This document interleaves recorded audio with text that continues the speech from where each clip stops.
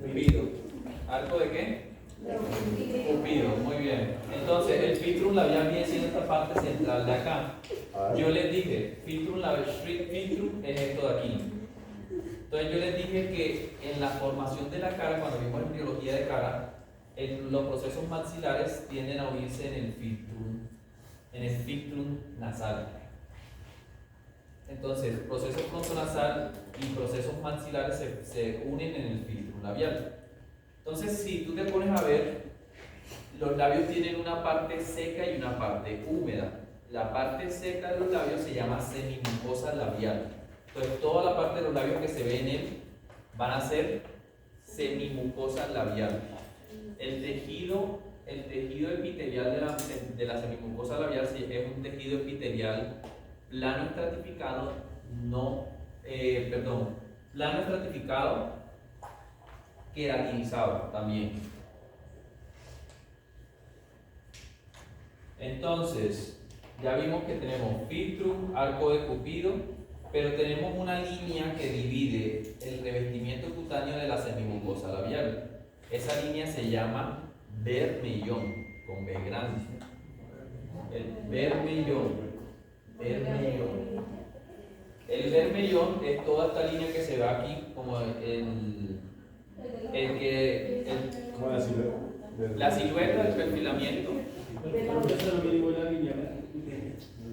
Línea mucocutánea es lo mismo que el bermellón, porque está dividiendo la piel que está en el revestimiento cutáneo de la semimucosa labial. ¿Listo? Entonces, a veces las mujeres se tienden a perfilar el bermellón, e incluso hay algo que se llama armonización facial. Hacemos perfilamiento labial y lo que hacemos es perfilar mucho más el bermellón.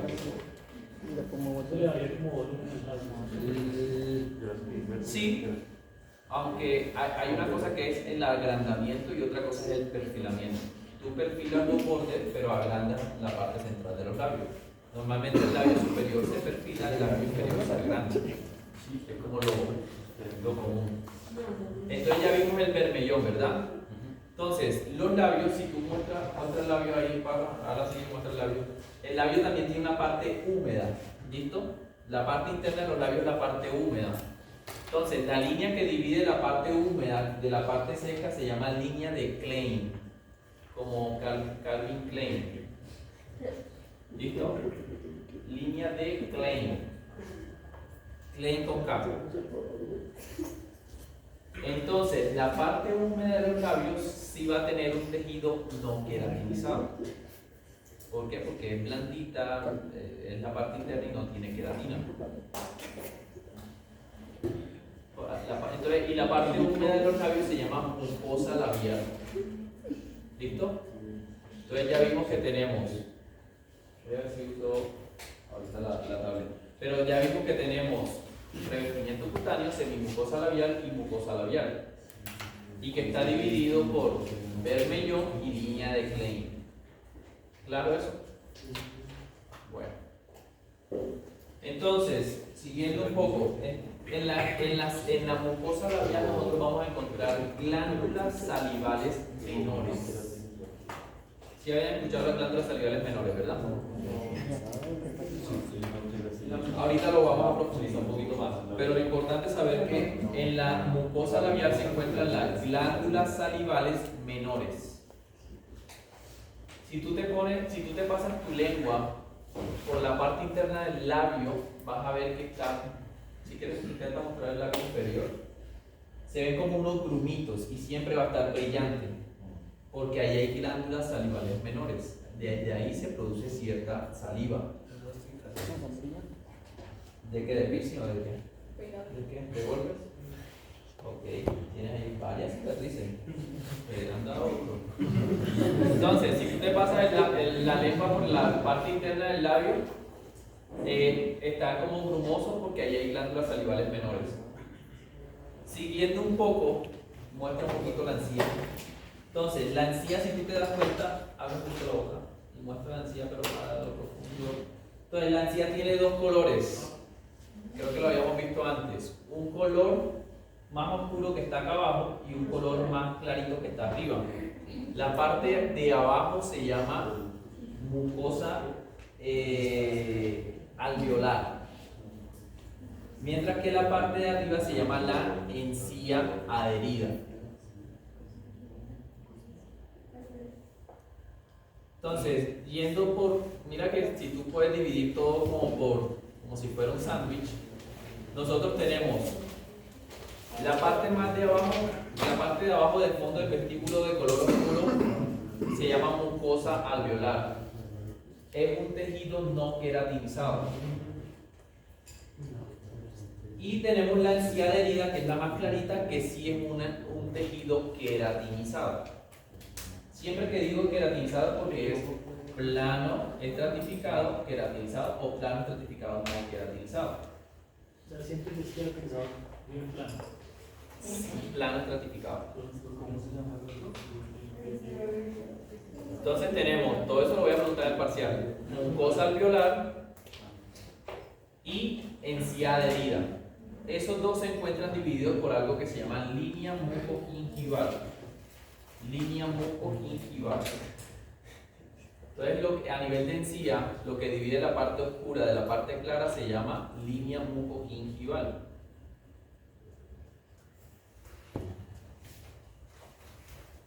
Y así como hay una encía adherida, también hay una encía móvil. Y la encía móvil básicamente es la que está en relación con el diente, relacionado un poco a lo que es el margen gingival. Margen gingival. Ustedes ya vieron morfología dental y todo eso, ¿no? Sí. Entonces ya en cuanto a mi diente, ya saben los tres tejidos del diente: esmalte, dentina y cemento. Algo importante es que el diente, a pesar de ser un órgano muy pequeño, tiende a tener cierta complejidad. Y es por eso que a nivel de ciencia es muy difícil intentar replicar un diente o intentar regenerar un diente. Por eso es que se tienden a usar otros elementos como los implantes dentales. Entonces, a través de células madre se pueden crear tejidos, pero normalmente esos tejidos se crean por separado. Crearlos todos juntos es complejo. Listo. Entonces, en cuanto a, siguiendo un poquito, tenemos nosotros un paladar duro y un paladar blando. Como su nombre lo dice, ¿cuál de los dos es queratinizado? El paladar duro. El paladar duro, abro un momentico. Entonces, el paladar duro va a tener una papila recisiva en toda la mitad, que por ahí es donde pasa el nervio nasopalatino.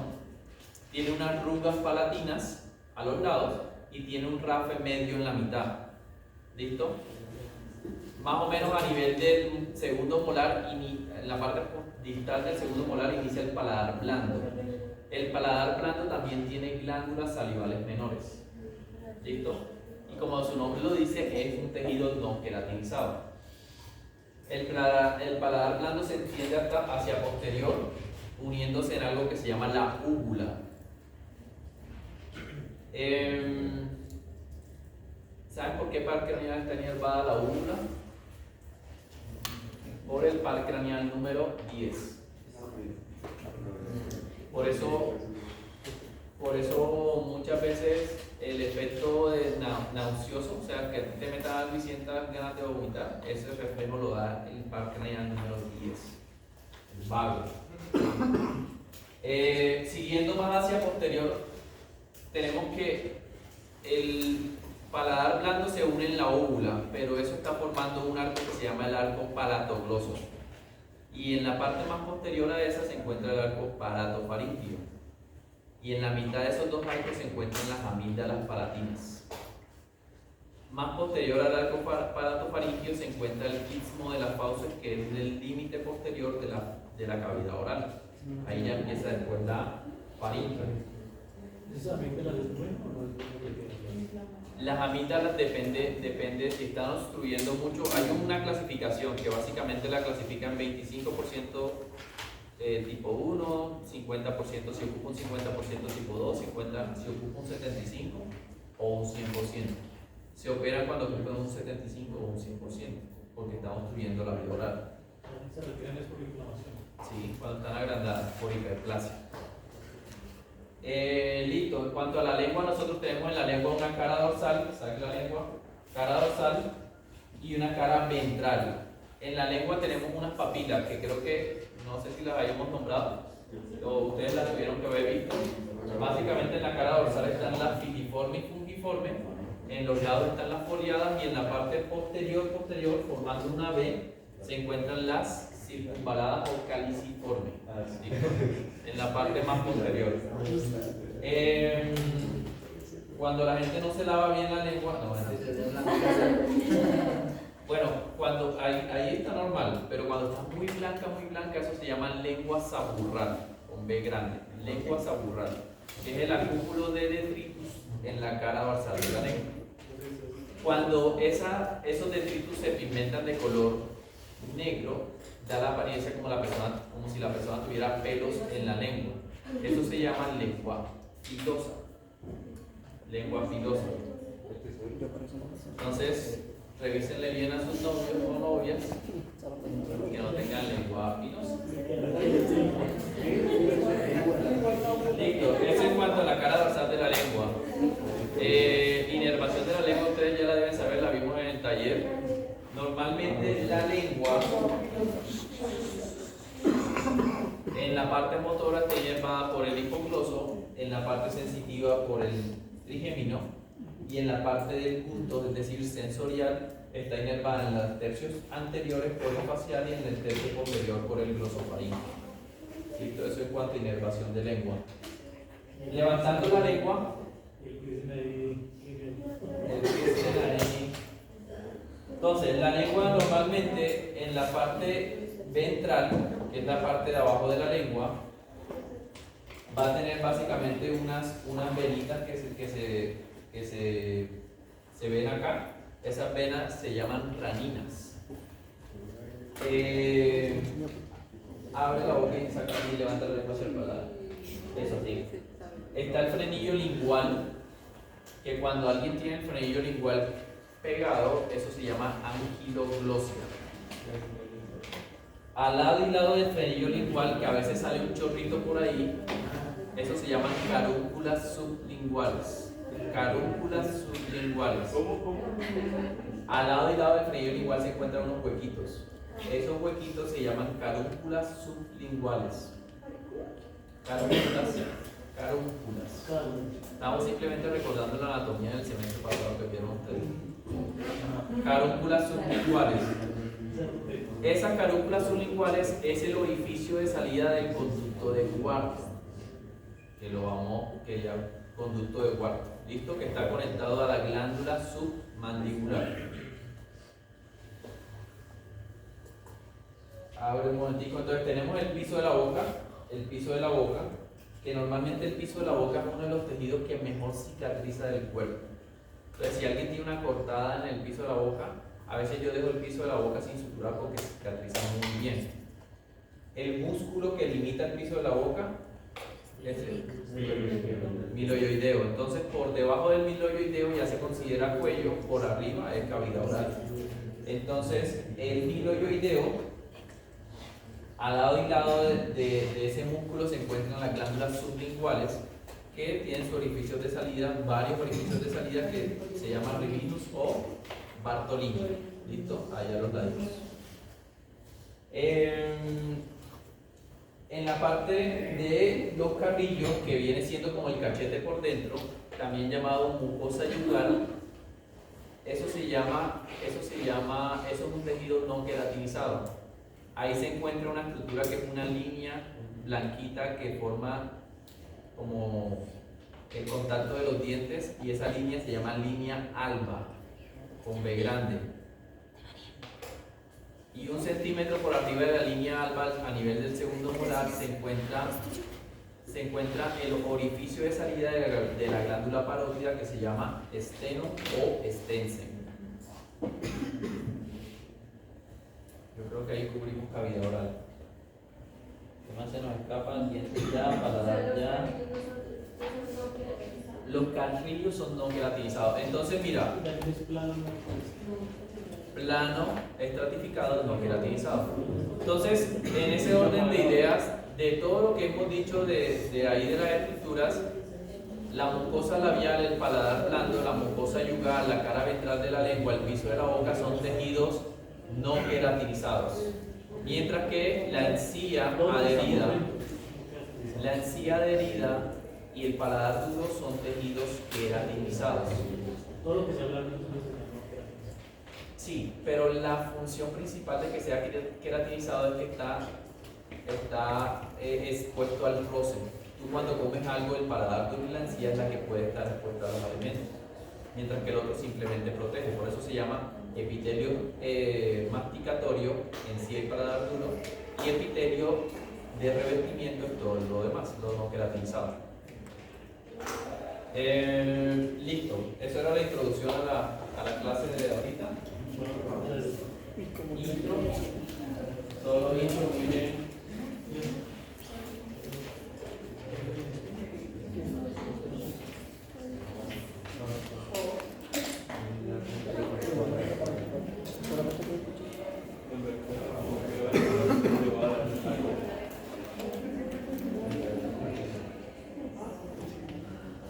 Listo, entonces vamos a intentar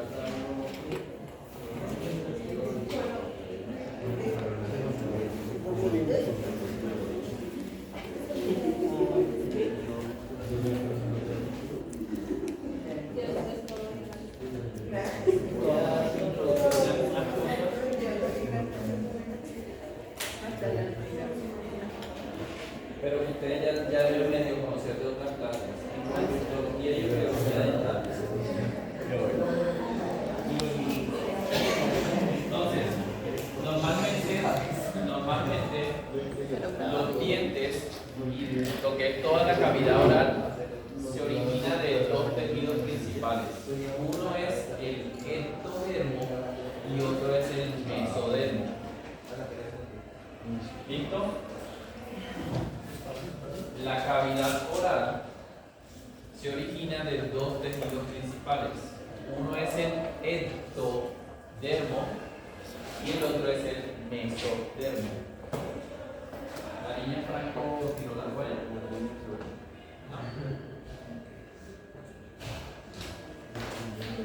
Entonces, uno es ectodermo y otro es mesodermo. El tejido que se origina del ectodermo es el esmalte dental. El tejido que se origina del ectodermo es el esmalte dental. Esmalte dental.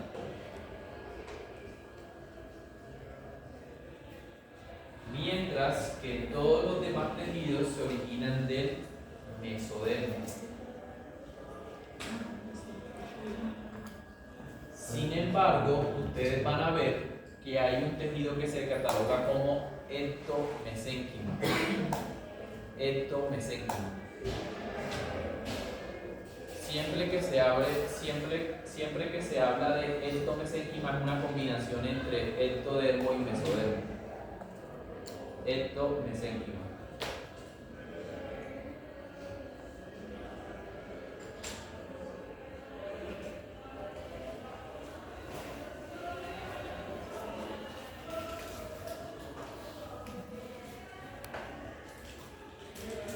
¿Sí vieron las funciones de los dientes, verdad?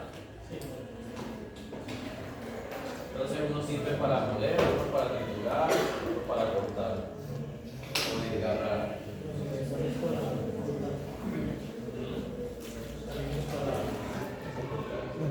En cuanto a lo que les decía, como eso ya lo vimos, los tejidos de los dientes ya ustedes los han visto, sin embargo, algunos aspectos importantes que los vamos a ver más adelante. El esmalte normalmente lo tienden a formar unas células que se llaman ameloblastos. El esmalte está formado por unas células que se llaman ameloblastos.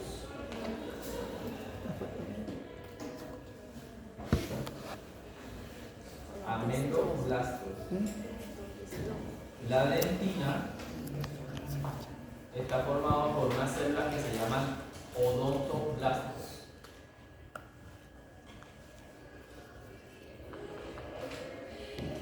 Y el cemento está formado por unas células que se llaman cementoblastos.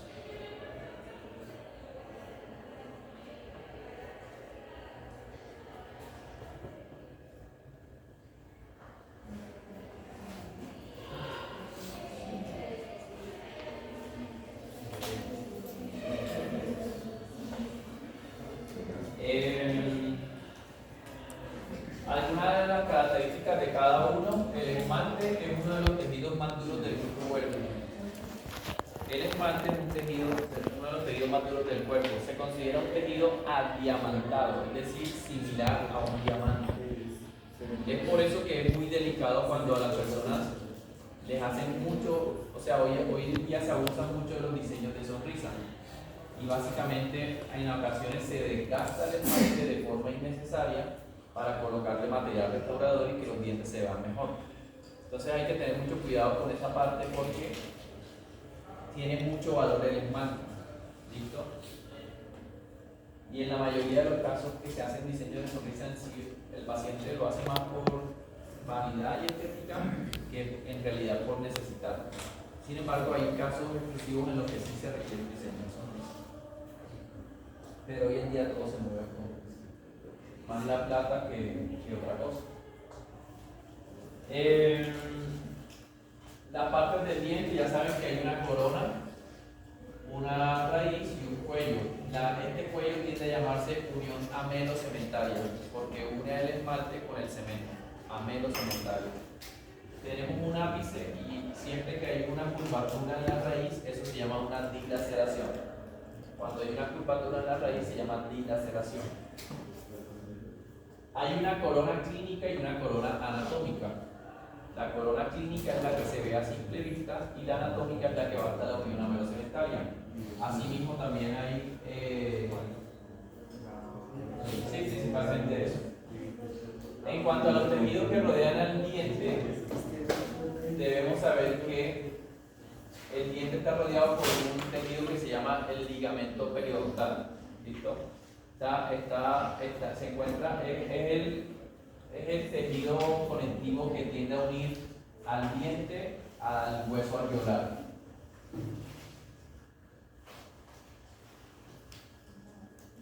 Normalmente el hueso que rodea al diente, que se llama hueso alveolar, en la parte más externa va a tener una cortical ósea. Siempre que hablemos de cortical ósea estamos hablando de hueso compacto. Y tiene una zona interna medular, que siempre que hablamos de zona medular estamos hablando de hueso trabeculado.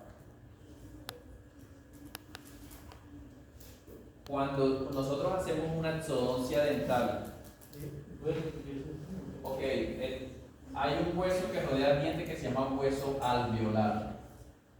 Ese hueso alveolar está rodeado por una capa de hueso compacto que se llama cortical ósea.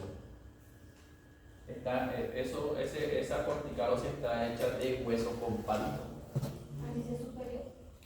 ¿Así sea superior? Así sea superior.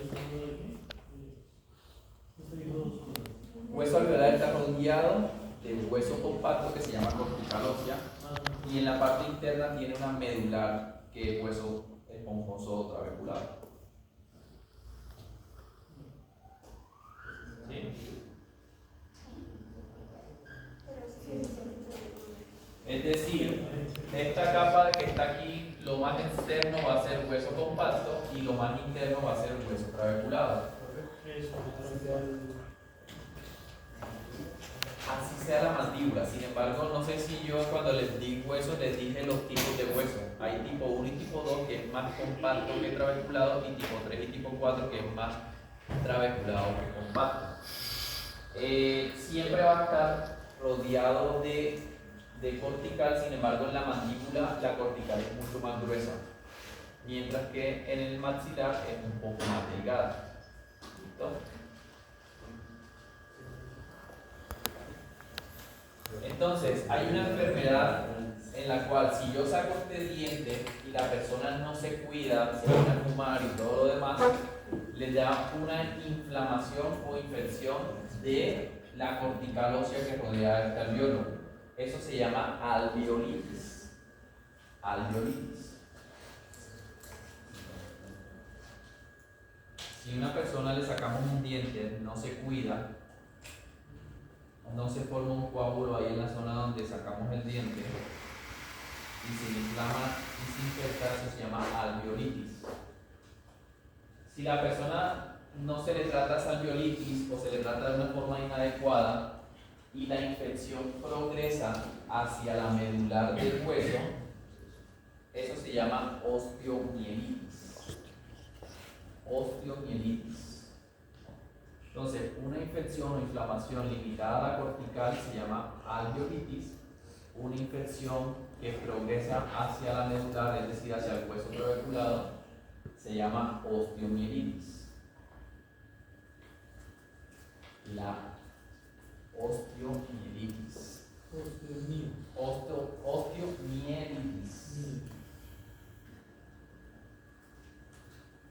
La osteomielitis tiende a ser casi exclusiva de la mandíbula. Tiende a darse casi exclusivamente en la mandíbula. Osteomielitis.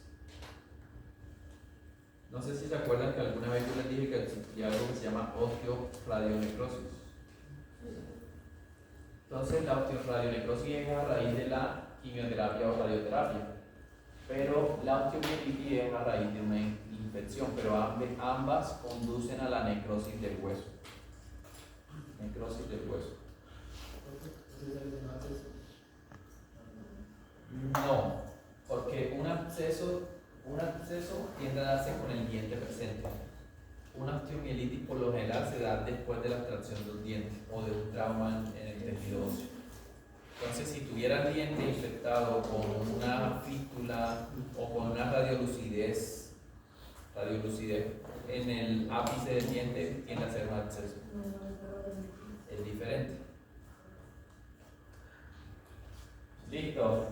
Seguimos. Si van teniendo preguntas, me la van haciendo. Entonces, esto era lo que les decía de corona clínica y corona anatómica. La anatómica va hasta la unión anatocementaria, la clínica va hasta la encía. También hay una raíz anatómica que va hasta la unión anatocementaria y una raíz clínica que va hasta la encía, del ápice a la encía.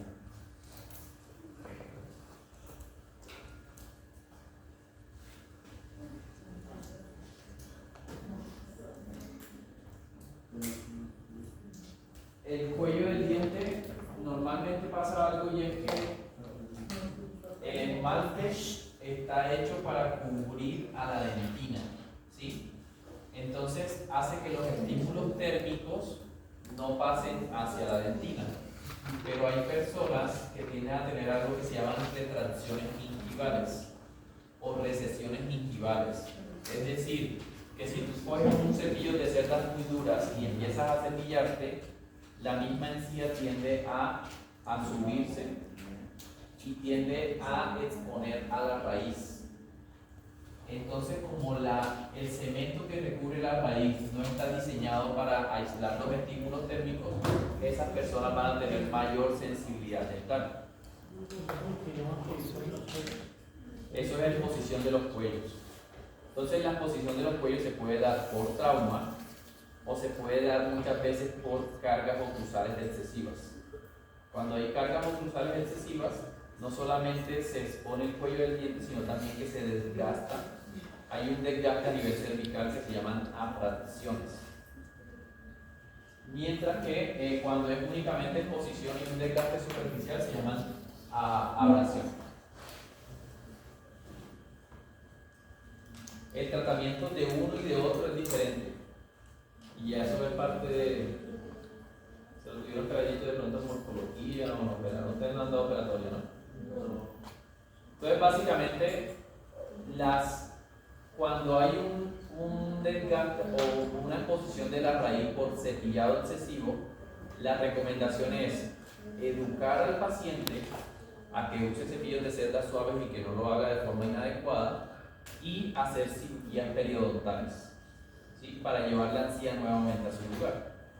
Mientras que cuando es por abrasiones, toca manejar la parte de la carga oclusal que normalmente se hace con placas miorrelajantes, colocar un material de relleno bien adaptado y después de eso sí se puede manejar, después de eso con cirugía periodontal.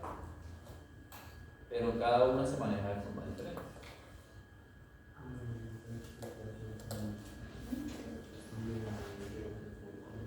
Entonces, es bueno que ustedes sepan siempre el número de las raíces de los dientes porque en todos los tratamientos odontológicos que vayan a ver, Dependiendo del número de raíces, así mismo tú vas a abordar al paciente. Por ejemplo, en mi campo, que es la ortodoncia, tú debes saber que es muy diferente sacar un 6 superior que un 6 inferior. Porque en el 6 superior siempre te vas a encontrar ¿cuántas raíces? En el 6 superior te vas a encontrar siempre ¿cuántas raíces? En el 6 superior te vas a encontrar siempre ¿cuántas raíces? 3 raíces. Siempre van a haber 3 raíces, es decir, 2 vestibulares y una palatina. Mientras que en el 6 inferior, por ejemplo, te vas a encontrar siempre 2 raíces, una mesial y una distal. Entonces, en cirugía oral hay algo que se llama la odontosección. Es decir, yo puedo seccionar el diente para poder sacarlo de una forma más fácil. Entonces, según el número de raíces, la odontosección de un 6 inferior, yo sé que va a ser por todo el eje longitudinal de vestibular hacia lingual. ¿Listo? Por toda la mitad, porque son 2 raíces que están ahí. Mientras que en un 6 superior, la odontosección va a ser en forma como de T, porque yo sé que hay 2 raíces vestibulares y hay una palatina. Entonces, ¿cuál? Normalmente tiene ese número de raíces. Hay dientes así que pueden salir con 4 o 5 raíces, pero casi siempre tú abordas con el mayor número, el porcentaje de raíces que tiene. O sea, el inferior va a tener 2, el superior va a tener 3. Pero es bueno que ustedes sepan que el número de raíces influye en el tratamiento, tanto en endodoncia como en cirugía. Entonces, por ejemplo, un 4 superior, ¿cuántas raíces tiene? Un 4 superior tiende a tener ¿cuántas? 2, ¿verdad? ¿En qué posición se ubican? ¿Cuál? Palatino y vestibular. Entonces la odontosección, ¿por dónde la harías? Por la mitad, ¿en sentido qué? Anteroposterior. ¿En sentido qué?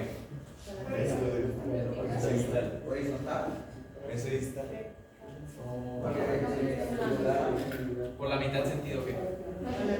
Si hay una que está adelante y otra está atrás, ¿en sentido qué? Mesodistal. Muy bien. Mesodistal. Listo. Entonces, a nivel dental vamos a tener tejidos duros y tejidos blandos. En cuanto a tejidos blandos, tenemos principalmente a la pulpa dental. La célula más prevalente en la pulpa dental se llaman los fibroblastos. Fibroblastos. En la pulpa dental. Y en la pulpa dental es donde se encuentra todo el paquete vasculo nervioso. Todo el paquete vasculo nervioso. El fibroblasto es la célula más abundante de la pulpa dental.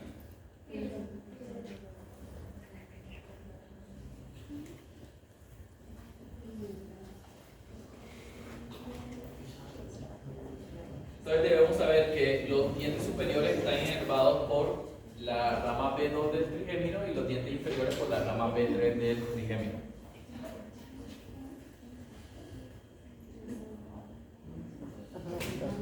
Cuando una persona recibe un trauma o un golpe en un diente, normalmente tiende a haber obliteración o ruptura de este paquete vasculonervioso. Y todo lo que no recibe sangre tiende a necrosarse.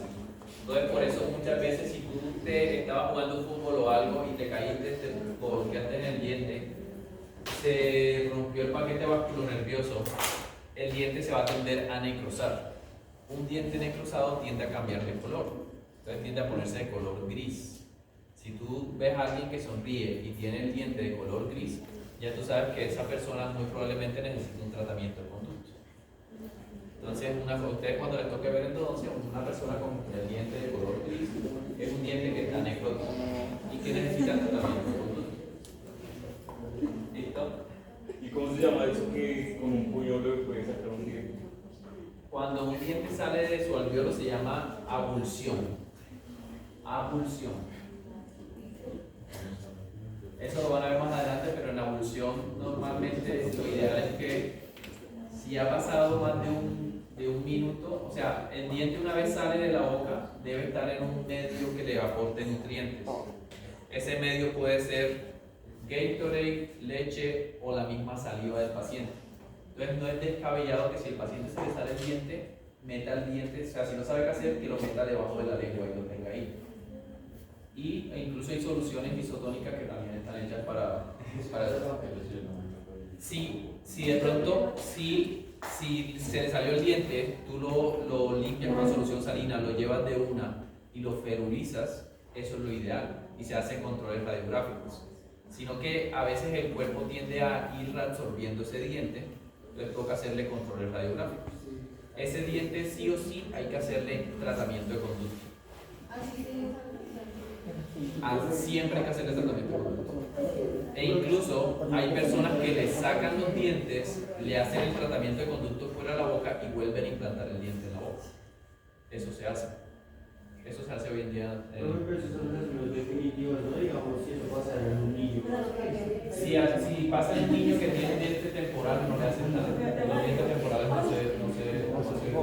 no tiene sentido volverlos a colocar. Cuando no hacen abulsión y solo se corren, ¿cómo se llama? Ok, si está muy salido se llama extrusión y lo ideal es reposicionarlo con los dedos y ferulizar. O cuando se mete mucho más se llama intrusión. Y si el niño está en crecimiento, el mismo diente poco a poco vuelve a salir. Si no, toca con ortodoncia ayudarlo. Cuando se mete, se sale un poco. Y luxaciones cuando se fractura el hueso y tiende a irse hacia adelante. Normalmente en la extrusión se reposiciona con los dedos y se feruliza. En la intrusión casi no se tiende a hacer nada, sino que se espera que o salgan o se hace ortodoncia después. Y en la lateralidad, que hay fractura del hueso, se coloca un arco que se llama arco de Ehrlich. Y básicamente se hace como una especie de cerclaje con alambre para que eso esté ahí posicionado. Por lo que se hace. Bueno, esto ya lo habíamos visto antes en cuanto al hueso.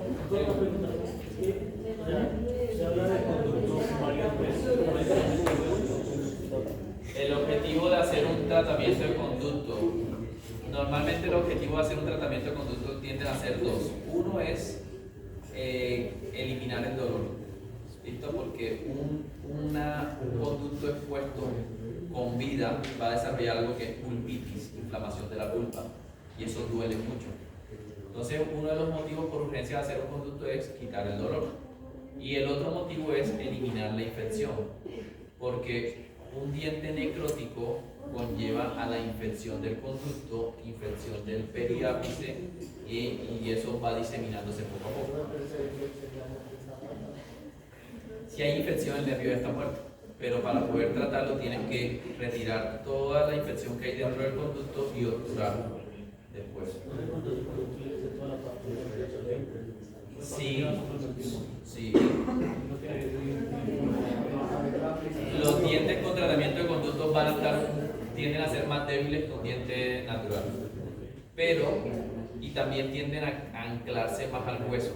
Entonces tú hacer una ensodoncia a un diente con tratamiento de conducto es un poquito más dura y el diente tiende a fracturarse más fácilmente, mientras que un diente vital no. Exacto.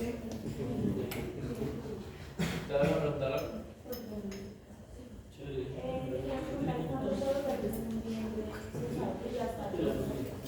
Un diente que ya está gris, ¿cuánto puede durar en la boca? Puede durar toda la vida, pero un diente que ya esté gris o negro, ¿cuánto puede durar en la boca? Puede durar toda la vida. Lo único es que va a ser propenso a que se presenten infecciones en ese paciente. Si el paciente se le bajan las defensas, puede generar infecciones, y no es estético tener un diente negro ahí, ¿no? Por eso. ¿Sí está aquí? Puede salvarse, pero toca hacerle el tratamiento de conducto. A veces se le hace aclaramiento interno al diente y después se obtura y se le produce una restauración. O cuando ya está muy negro, toca hacerle una carilla o una corona. No, era sobre que si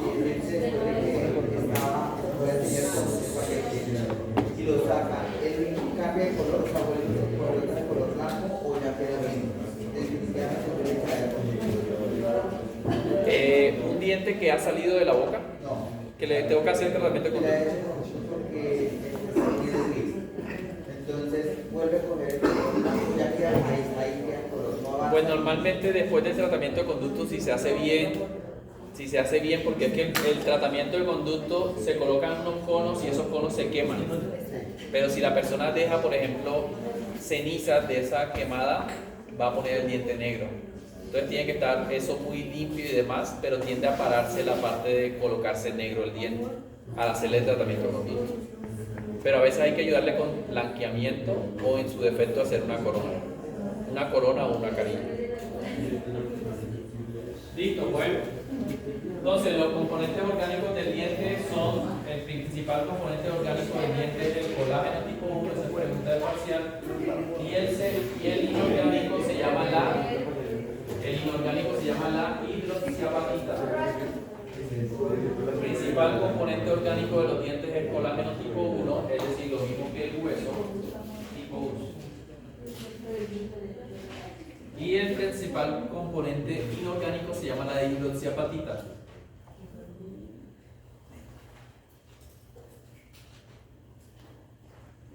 La hidroxiapatita, creo que lo he dicho antes, está compuesta por calcio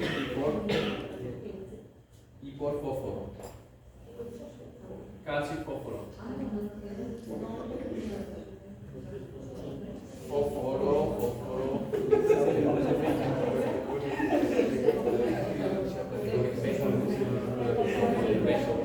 Sí, no,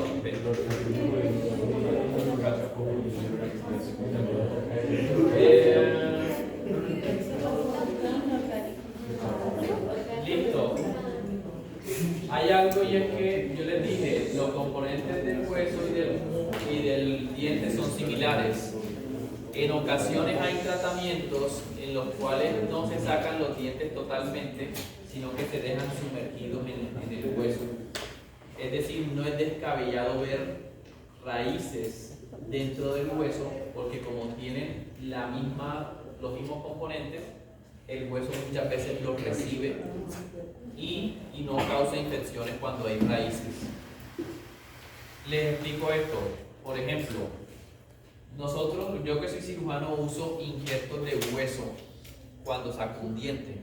Hay tratamientos en los cuales se sacan dientes, se meten en una máquina como cuando se muele el café.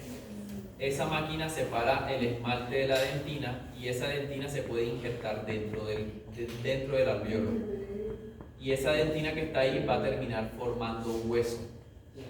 Entonces, para que ustedes sepan un poquito, cuando yo les digo que no es descabellado ver raíces dentro del hueso, es muy diferente yo dejar una raíz que tiene un diente completo que nunca ha estado infectado a dejar una raíz que ya ha estado infectada. ¿Sí me van a entender? Una raíz infectada va a conllevar infección, una raíz que nunca ha estado infectada van a estar sanos los tejidos y va a mantener el hueso. Es muy diferente. Entonces, como cirujano, muchas veces cuando hay una cordal por allá que está muy cerca al nervio y muy abajo, yo muchas veces lo único que hago es que quito la corona, ¿sí? La corona anatómica únicamente y dejo la raíz. Eso se llama una coronectomía, porque si yo me pongo a sacar la raíz, yo sé que voy a lesionar el nervio. Y ya eso es tema de cirugía oral, el tipo de lesiones nerviosas que yo puedo ocasionar si me pongo a estar sacando la raíz en algunos casos. ¿Y si no saca la corona? No pasa nada, pero eso yo lo hago más que todo cuando hay un paciente que tiene una cordal muy incluida y que le está doliendo o que le está ocasionando caries a la de al lado. Yo quito esta desimpacto y ya no va a estar haciéndole fuerza. Entonces, más que todo en ese tipo de casos cuando hay dolor. ¿Listo? Profe, en humanos se puede encontrar anquilosis. Claro que sí. ¿Saben qué es anquilosis? Que estaba el diente unido al hueso. Entonces, anquilosis es cuando hay pérdida del ligamento periodontal y se une, como son los mismos componentes, se une el hueso al diente. Eso tiende a pasar mucho en dientes con endodoncia. Entonces, anquilosis es función del hueso al diente. Pregunta de parcial. Pero no pasa nada, o sea, no elimina ¿Cómo es? yo sé que el ligamento hace que rebote o pues, Doctor, vamos a Anquilosis. Es la unión del hueso, del diente al hueso. Anquilosis. La desventaja que va a tener un diente con anquilosis, uno, que la cirugía va a ser más dura, o sea, intentar sacar ese diente es un poco más complejo. Y lo otro es que si le vas a hacer ortodoncia, el diente no se va a mover. Si le haces ortodoncia. Porque para que un diente con ortodoncia se mueva se necesita el ligamento periódico. Tienen que planificarlo sabiendo que ese diente no se va a mover. Toca sacarlo, mira qué tratamiento se le va a hacer. O de pronto aplicarle una fuerza muy excesiva, pero no es fácil mover un diente. A veces hay tratamientos en los cuales se hacen corticotomías, es decir, cortar el hueso para favorecer el movimiento de los dientes. Pero un diente con anquilosis es complejo. Depende. Depende, sí se usa, pero más que todo para quitar todos. sí, pero ¿qué? ¿Todos? Todos. Bueno, yo sé que es mucha información, pero bueno. Cuando crece mucho hueso compacto por ejemplo, en la parte de la mandíbula o en la parte del paladar, se llaman torus. Entonces, si tú ves una persona que tiene una bola de hueso en todo el paladar duro, eso se llama torus palatino. Si tú le haces una biopsia a un torus palatino, vas a encontrar puro hueso cortical, hueso compacto. Si se ubican en la parte interna de la mandíbula, se llaman torus mandibular. Y si se ubican en la parte externa del vestíbulo, se llaman exostosis. ¿Listo? Parte del paladar es torus palatino, parte interna de acá se llaman torus mandibulares y en la parte vestibular se llaman exostosis.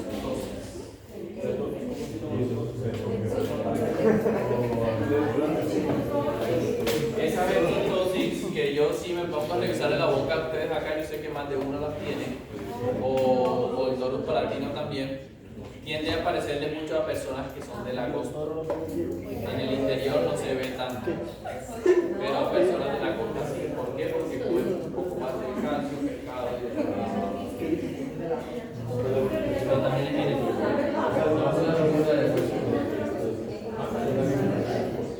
Tiende a ver la diferencia. Normalmente eso se hace, pero a veces no afecta nada, pero cuando son muy grandes y pruebas hacer una solicitud a los pacientes, no va a dar una piedra o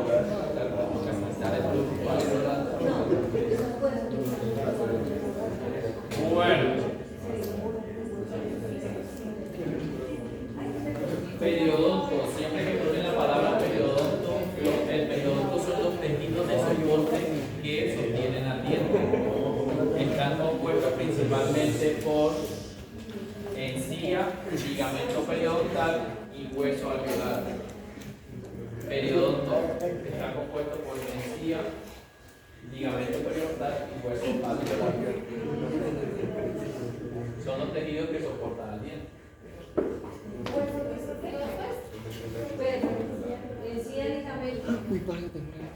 Encía, ligamento periodontal y hueso alveolar. Periodonto. Periodonto.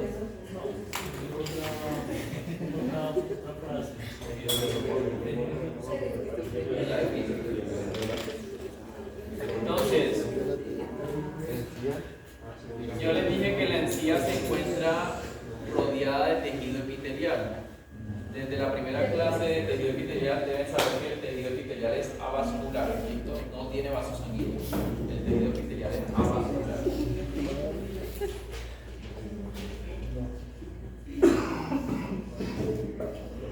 Funciones de los dientes, ya ustedes tuvieron que haber visto eso en morfología.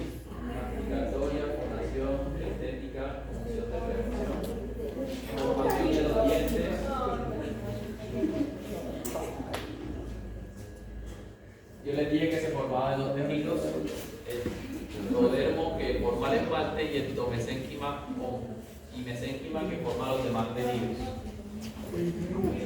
Endodermo, esmalte, endomesénquima, todos los tejidos respectivos. Esto lo voy a explicar paso a paso, cómo se forman los dientes. ¿Cómo se forman los dientes? Parte de todo lo que yo estoy diciendo hoy entra en las exposiciones que ustedes tienen, pero tienen que complementarlo y llevarlo a lo creativo para presentarlo bien. ¿Sí?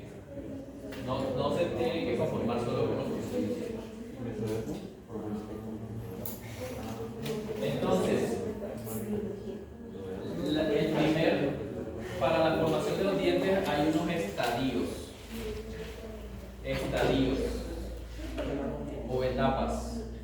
El primer estadio se llama estadio de brote con B grande. Básicamente lo que ocurre en ese estadio de brote es que se forma una banda epitelial. Estadio de brote. ¿Por qué se llama estadio de brote? Porque se forma una banda epitelial.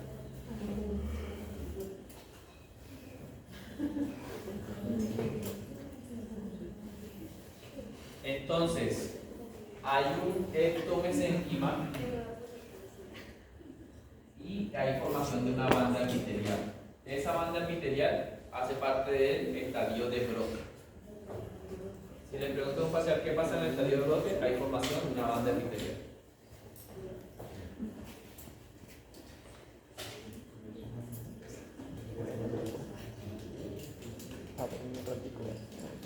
Normalmente,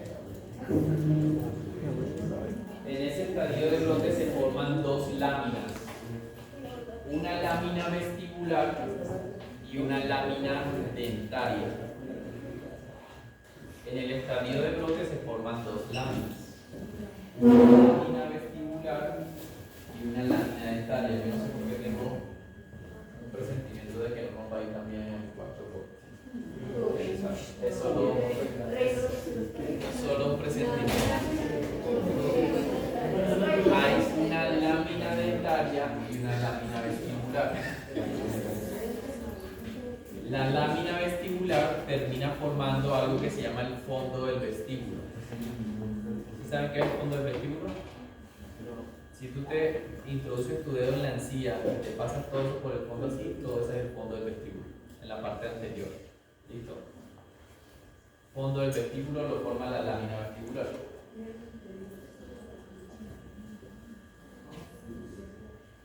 En la parte vestibular. Todo eso por dentro es el fondo del vestíbulo. La lámina dentaria va a terminar formando a los dientes.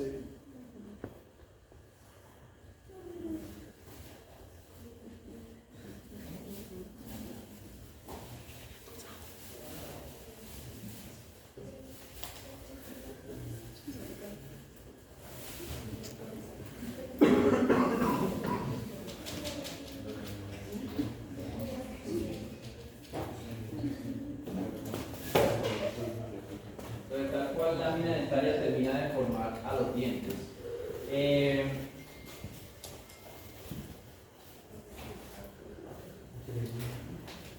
Voy a seguir. Entonces, básicamente, tal cual lo que le está diciendo, en el estadio de brote hay un endomesénquima. Si tú te pones a recordar histología, esto tiene forma de trabéculas óseas. ¿Listo? Porque las trabéculas óseas se forman de endomesénquima y empieza a haber un brote que es el brote epitelial. Entonces, el endomesénquima va a terminar como rodeando a ese brote epitelial. El brote epitelial en un futuro se va a convertir en el esmalte dental, mientras que todo este endomesénquima, que es este conglomerado de células, se va a convertir en todos los demás tejidos. Es importante saber que ese brote epitelial va a terminar formando el esmalte dental, mientras que el otro tejido endomesénquima que lo rodea forma los demás tejidos, es decir, al cemento, a la dentina, a la pulpa, al hueso alveolar.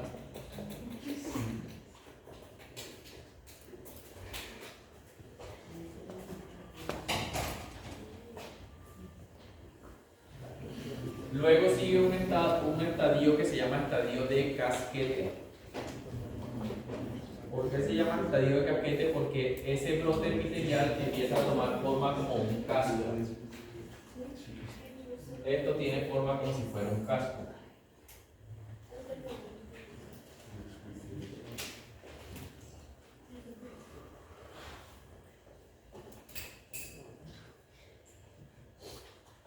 En el estadio de casquete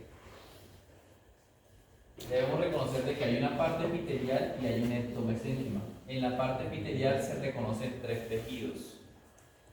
Uno que se llama epitelio externo del esmalte, otro que se llama epitelio interno del esmalte y por último otro que se llama retículo estrellado.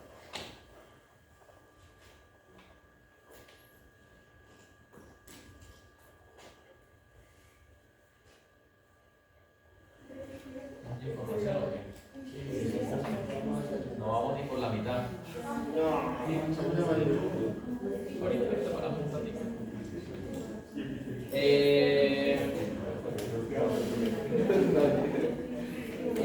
Retículo estrellado, epitelio externo y epitelio interno. Básicamente en la ubicación, este tejido que rodea acá se llama epitelio externo, este de acá abajo se llama epitelio interno y lo de la mitad se llama retículo estrellado. En un futuro, el epitelio interno es el que forma al esmalte. Tal cual el epitelio interno es el que termina formando al esmalte dental. El retículo estrellado desaparece. Desaparece. Y sí, se va poco a poco reabsorbiendo. Sí. Y el epitelio externo termina formando algo que se llama el saco dental. Siempre que un dientecito está en erupción va a tener como un capuchoncito o un saco dental. Eso lo forma el epitelio externo del esmalte. No me voy a enseñar las partes, por favor. Las partes son epitelio externo, es como esta linecita que está alrededor, el retículo estrellado y el epitelio interno es una parte de acá abajo.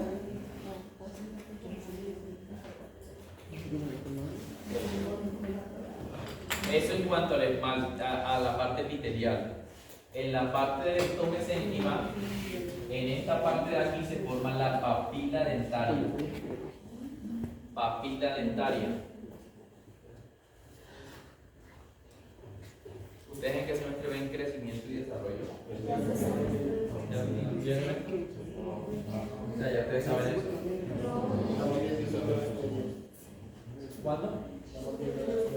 Pero seguramente ahorita van a dar esto, ¿será? No. Crecimiento y desarrollo, pero lo ven más que todo en la parte, hacia la parte esquelética o también dentro.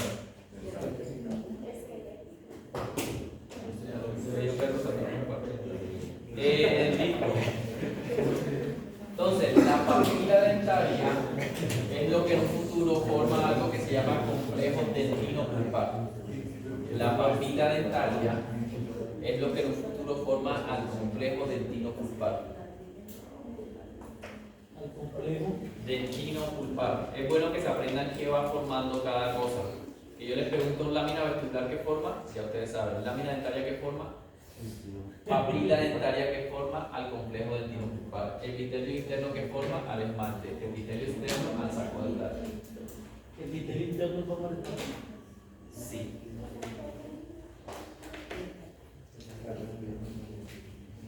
Y el que se reabsorbe es el retículo El retículo estrellado desaparece gradualmente.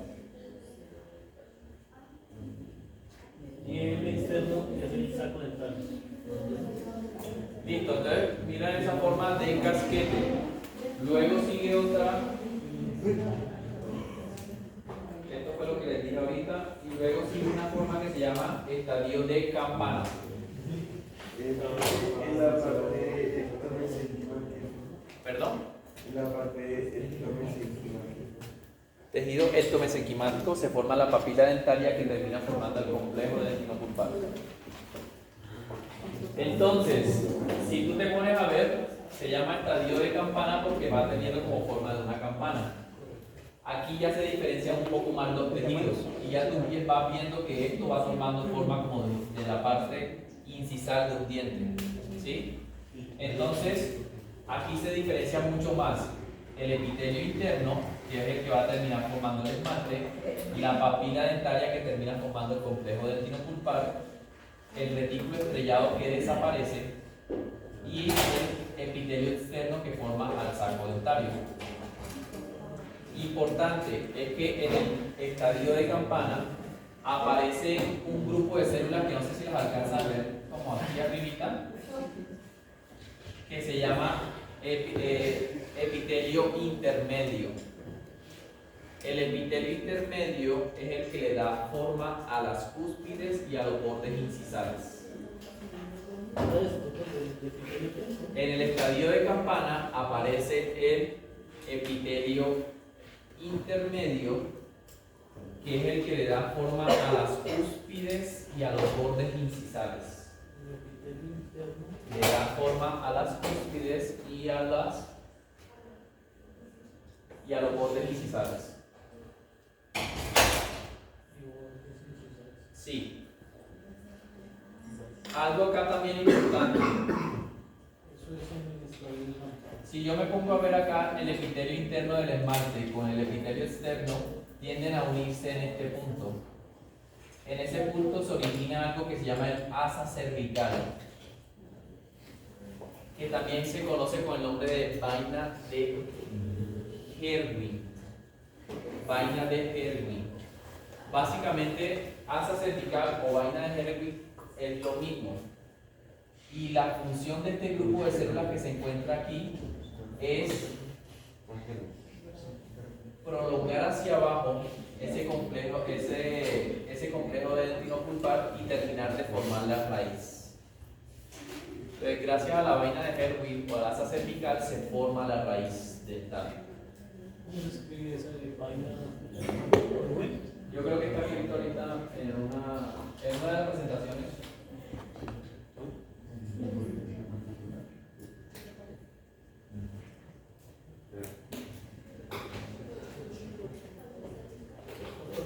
Vaina de Henry es la que extiende. Vaina de Herwin. Mira, si tú te pones a ver, acá está retículo estrellado, epitelio interno, epitelio externo. Aquí está la unión que es el asa cervical o vaina de Herwin. Esto se va prolongando hacia abajo y termina formando la raíz dental. ¿Listo?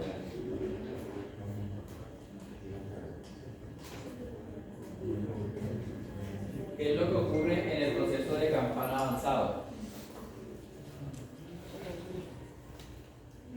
Entonces, en el proceso de Campana avanzado ya empieza a haber diferenciación de los tejidos. Es decir, el epitelio interno formó al esmalte y la papila dentaria ya formó al complejo dentino-pulpar. La vaina de Herwin fue lo que hizo que esta raíz que se está formando aquí termine de formarse acá. Entonces, por eso ustedes más adelante van a ver algo que se llaman estadios de Nola, que hace referencia a los dientes que están en formación, cuando está la corona formada, la raíz y demás.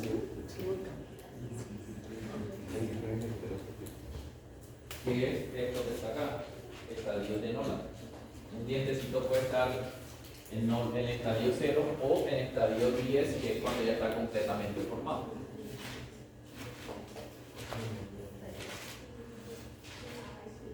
Cuando un dientecito se encuentra más o menos de estadio 7 hacia arriba, se llama un germen dental.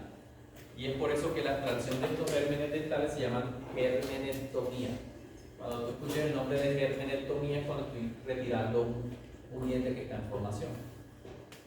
Obviamente es más fácil dulzar un diente que se está formando que un diente que está completamente formado con todo su complejo dentino-pulpar y el ligamento periodontal. Es mucho más fácil de dulzar. Pero como apenas se está formando, yo sé que estos dientes van a estar más rodeados de hueso que un diente estadio 10. ¿Sí? Va a estar más rodeado de hueso este estadio 5 que este estadio 10. Entonces hay que ponerle lógica. ¿Cómo se llama normal? ¿Qué? Germenostomía. Germenectomía. Lógica, ¿no? Una lógica. La odontología es pura lógica. Cuando tú le aplicas lógica a las cosas, no tienes que estudiar. O sea, por ejemplo, yo las clases las actualizo, pero yo no las estudio. Porque ya no las aplico. Listo. Decisión temporal ya. Break. Ya ahorita voy a darle un break prolongado, pero ahorita.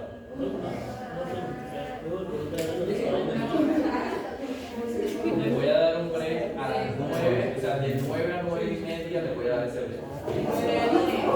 De 9 a 9 y media, y a las 9 y media hora.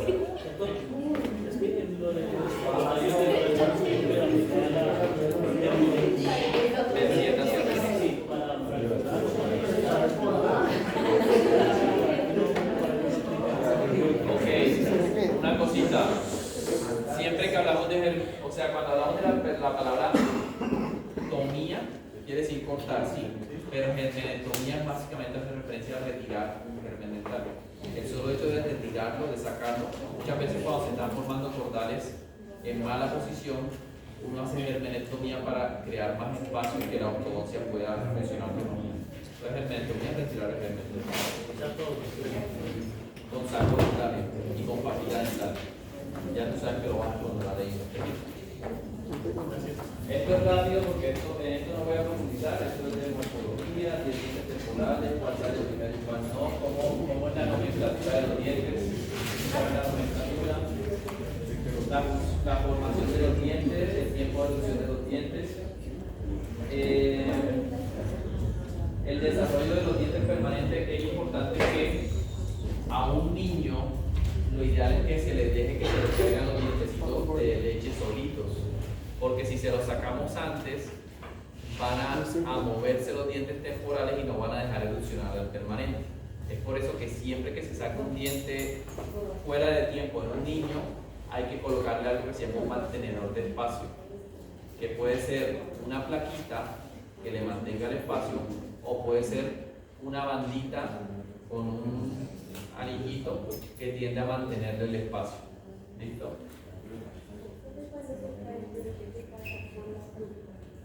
Cuando se cae el diente, un diente de leche, lo que pasa es que un diente de leche está siendo reabsorbido por un diente permanente.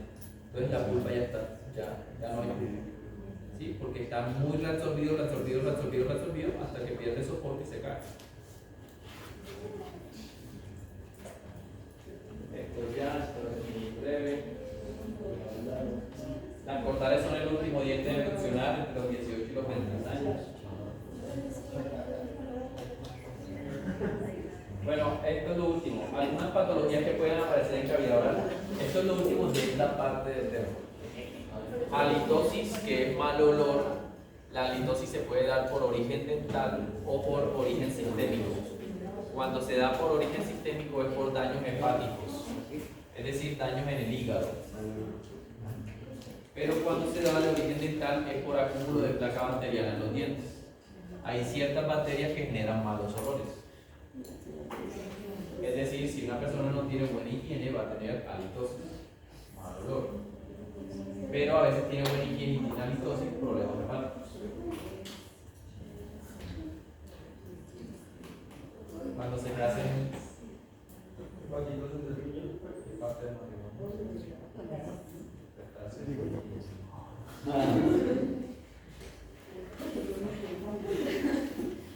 Sí, tal cual lo que está ahí oral es por enfermedad periodontal y extraoral por daño hepático.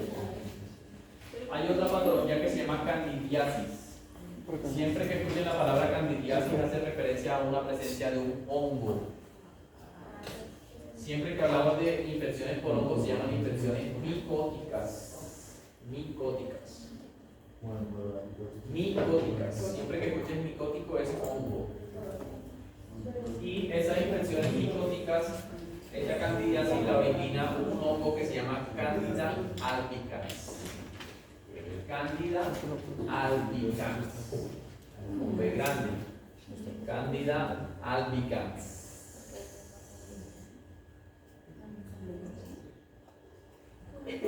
Esa candida albicans aparece como si fuera una placa blanca que se remueve al raspado. Entonces, si tú ves una placa blanca así como esta y le pasas una gasita y se quita y queda rojito abajo, eso es candidiasis. ¿Listo? Profesor, ¿qué es la encía? Esto es encía. Entonces, personas que no tienen un adecuado cepillado, si tú vas a un orfanato, no, a un, ¿cómo se llaman los abuelitos? Ancianato. A veces en los ancianatos no les hacen adecuada higiene a los abuelitos. Y tú te pones a revisar la boca y vas a encontrar pura candidiasis. Entonces, esa candidiasis toca eliminarla porque esto, hay algo que se llama infecciones oportunistas. Una candidiasis puede colonizarse de bacterias y formar otra infección mayor. Entonces, si desprende y deja rojito, eso es candidiasis. Una persona, si no deja rojo o si no desprende, eso se llama leucoplasia. Leucoplasia es diferente. Leucoplasia es una patología premaligna que tiende a aparecer en pacientes fumadores. Entonces, si ves una plaquita así y no desprende, se llama leucoplasia. Y si desprende, se llama candidiasis. Si ves pacientes fumadores, si alguno de acá fuma y se ve una placa blanca en la lengua, eso es candidiasis. Perdón, eso no es candidiasis, eso es leucoplasia. Leucoplasia es la forma inicial como empieza un cáncer oral. Entonces, si la persona tiene una leucoplasia así incipiente y deja de fumar, se le quita. Pero si sigue fumando y sigue fumando y sigue fumando, eso se puede convertir en un cáncer oral.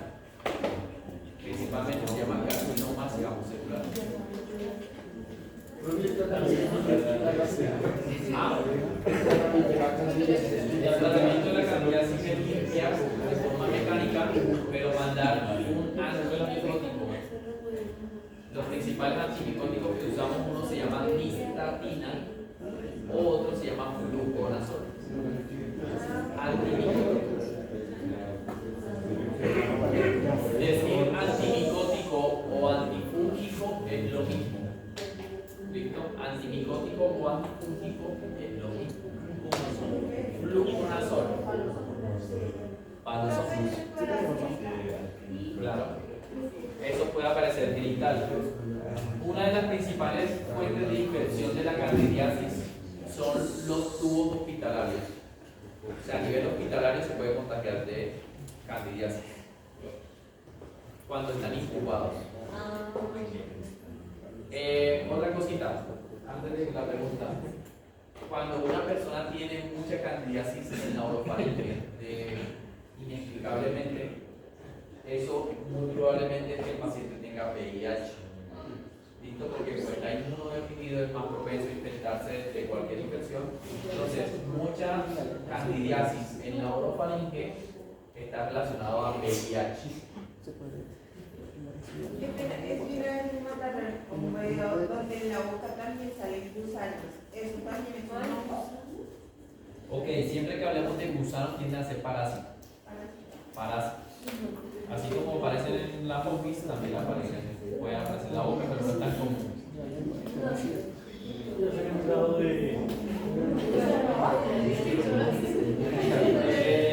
Otra condición que aparece en la boca son las aftas.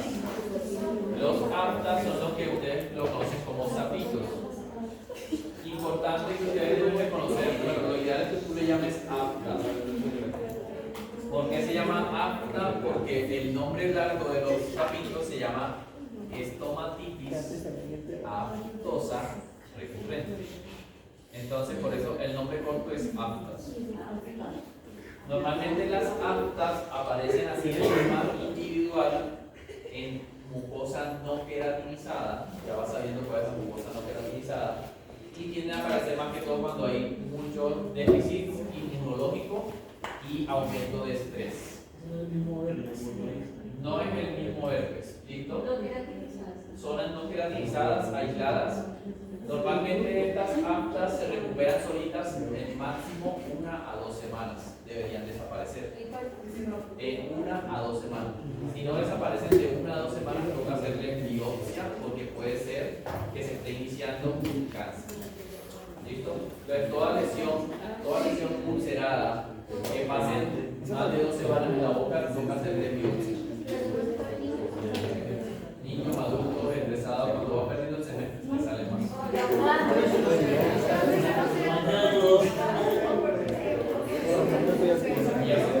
Ok, las aftas pueden aparecer por déficit inmunológico, por estrés, pero también por trauma. Si tú te golpeas, o si tú, no sé, te coloca anestesia muy duro, o te mordió el novio, también te puede aparecer. Por trauma, o te tomaste un café muy caliente, te puede aparecer. Es diferente al herpes. ¿Cuál es la principal diferencia? El herpes aparece en tejidos queratinizados, es decir, en semimucosa del labio, paladar duro o encía. El herpes no aparece aislado, sino que todas se tienden a unir. Es diferente. El herpes es como si fuera un gamo de uvas. Estas sí son como una uvita independiente. Creo que eso es más que interesante cómo se puede quitar.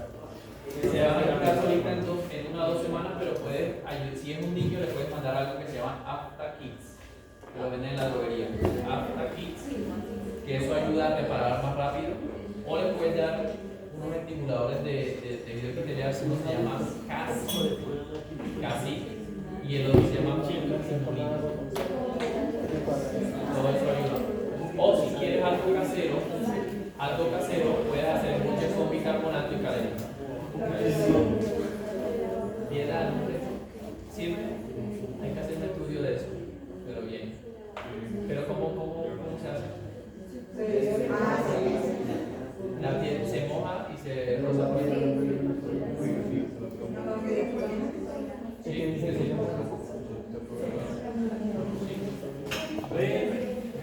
Listo, última condición. La última condición es la hipersensibilidad dental. ¿Qué les da a los niños? Eso es herpes. Herpes labial. Los herpes son los mismos fuegos. Sí.